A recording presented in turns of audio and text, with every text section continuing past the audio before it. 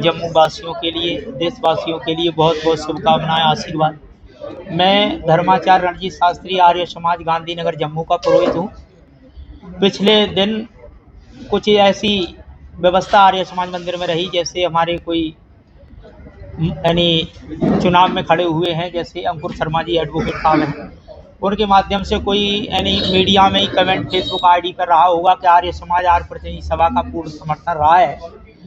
तो इस तरह से हम लोग उसका थोड़ा सा खंडन कर रहे हैं। बाकी आर्य समाज मंदिर एक धार्मिक संस्था है जहाँ पर यज्ञ में कोई भी यजमान बन सकता है, लेकिन हम लोग पॉलिटिकल जो भी राजनेता आते हैं उनका खुलकर तो कोई इस तरह से नहीं कहता है, क्योंकि 4 तरह की वहाँ बुराइयाँ उत्पन्न होती हैं। और इसका आर्य समाज मंदिर में थोड़ा विवादित माहौल है, जहाँ पर कुछ भूमाफिया वृत्ति के लोग उसका नाजायज फायदा उठाते हैं शासन प्रशासन के माध्यम से। इसलिए मेरा सभी जम्मू वासी और देशवासियों निवेदन है, अगर कोई सोशल मीडिया में इस तरह की बहुत सारी आपको पता है कि न्यूज आ जाते हैं, इन सारी बातों का स्पष्टीकरण होगा वहाँ के पदाधिकारियों से। पहले जांच कर लें पुरोहित आदि से कि ये बात सही है कि नहीं है। ऐसे इस तरह से नहीं मानना चाहिए मेरी समझ से।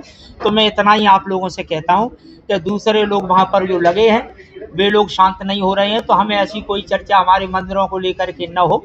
मेरा सभी से निवेदन है, क्योंकि हम लोग राजनीतिकरण में नहीं पड़ते हैं। जो कोई आता है राजनेता आते रहते हैं, तो हम उनको यज्ञ में यजमान बनाते हैं, आशीर्वाद देते हैं, उनकी बात भी सुन लेते हैं। बाकी समर्थन का आश्वासन ऐसा हम किसी से नहीं कह सकते हैं, और कोई भी नहीं कहता, क्योंकि मतदान इंसान उसी को देता है जो समाज का राष्ट्र का काम करता है, और काम से नाम होता है। इसलिए काम करो और दुनिया में आगे बढ़ो, दुनिया तुम्हारे पीछे होगी। किसी कवि ने कहा है, न हो साथ कोई अकेले बढ़ो तुम, सफलता तुम्हारे चरण चूम लेगी। सफलता तभी चरण चूमेगी जब कर्म करोगे। इसलिए कर्म करो, पुरुषार्थ करो, और देश और समाज का जब तुम कार्य करोगे तो ये समाज और ये देश है जो तुम्हें बहुत आगे तक ले जाएगा, मतदान भी देगा, सम्मान भी करेगा। मेरा आपसे ऐसा ही निवेदन है।